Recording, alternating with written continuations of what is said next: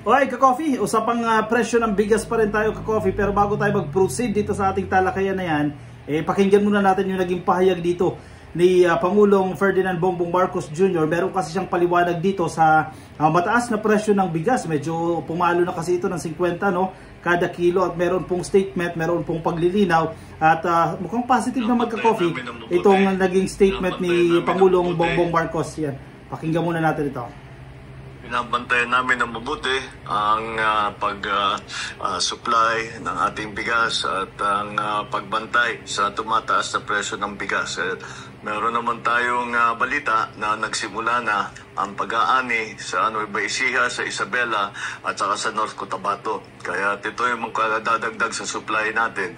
Ang binabantayan siyempre natin yung farm grade price dahil yun ang nagpataas sa presyo ngayon, at pati yung pag-import ng mga ibang inputs at saka ng bigas mismo.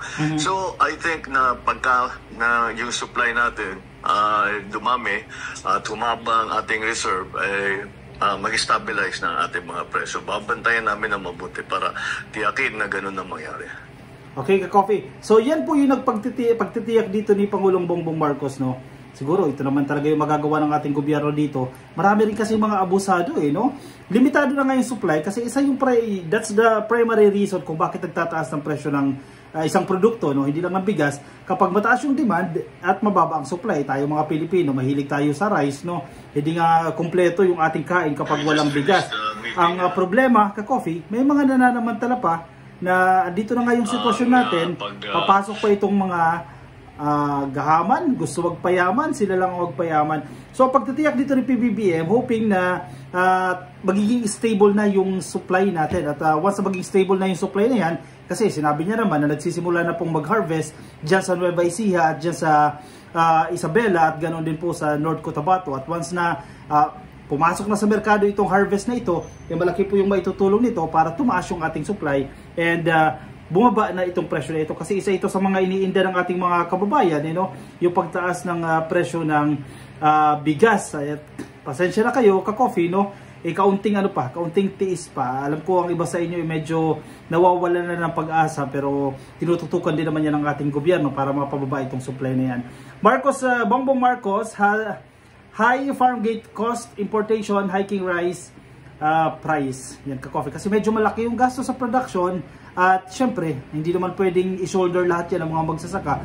So, ibibenta rin, ka-coffee, ng ating mga magsasakyan to a higher price dahil mataas nga yung production cost. At marami pang dinadaanan yan hanggang pumalo na nga ito, hanggang sa pagdating natin sa merkado, aabot na ito sa 50 kada kilo. Actually, ang solusyon naman dito, pataasin yung production ng Pilipinas, kasi dalawa yan, either mag-angkat ka na mas mura kasi yung production cost ng ibang bansa, di ba, o Thailand at Vietnam, mura yung gastos nila sa production cost kasi malawakan yung kanilang pag-harvest, so mas mura ito. Ang problema naman, ka-coffee, kapag hindi natin tatangkilikin ang locally produced na bigas, kawawa rin naman yung ating mga magsasakay. Di parang pinatay na rin natin sila, ka-coffee, tinanggalan natin sila ng hanap buhay. So ang nagiging remedyo dito, kasi hindi agad-agad dyan, ka-coffee, in the previous months, nagbumibisita si Pangulong Bongbong Marcos, I remember, dyan sa North Cotabato, isa sa pinaka direction dito, kino-consolidate yung mga lupain, at para mapataas yung production cost. Kasi kung parang kooperatiba ba yung style, parang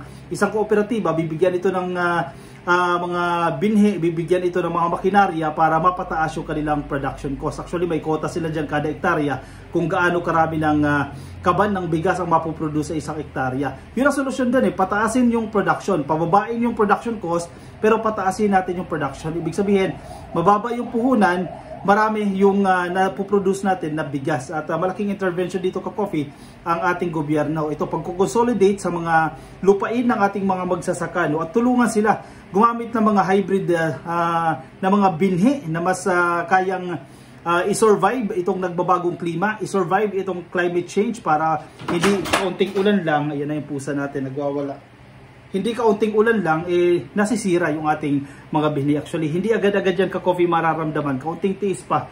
Kasi, kumbaga, nagsiset pa lang tayo ng grounds, Marami-rami pa po tayong dapat gawin. Sa statement na yan, ka-coffee, na inilabas ni PBBM, in a statement released by the palace on Friday, Marcos said the price of rice would only become steady if the country had increased supplies and reserves of the Filipinos' favorite staple food. Ito nga pong bigas. Ang kulit ni Muning.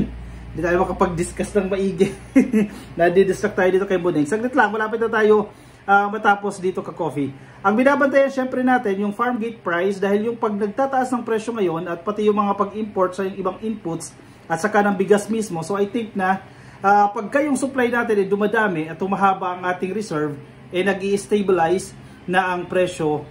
Actually ka-coffee, correct no? Isa din siguro sa dahilan dito, syempre pag nag-angkat ka ng produkto, dolyares yung ano dito dolyares yung batayan dito, ang taas ng dolyar kung ikukumpara mo sa piso, no? Kanina parang 56.57 yung presyo. Kung bibili ka ng mga inputs, no, o mga gagamitin mo sa iyong pananim, syempre ang presyo niya dolyares. Ang taas kung ikukumpara natin nga. Kung mababa ang dolyar, mas maliit yung magagastos mo in Philippine pesos. So yan yung mga dapat nating i-address sa mga usapin na ito. At si Muning mukhang may gustong sabihin. Teka lang, patapos na tayo. Alright ka-coffee, sige. Ang kulit ni Muning Kailangan ko mukhang lalabas ata ito. Sige, asa na lang tayo ka-coffee. Pasensya na sa inyo Hintay muna tayo. Tingnan natin kung ano yung mag-develop in the coming months. Hindi agad ito bukas, no?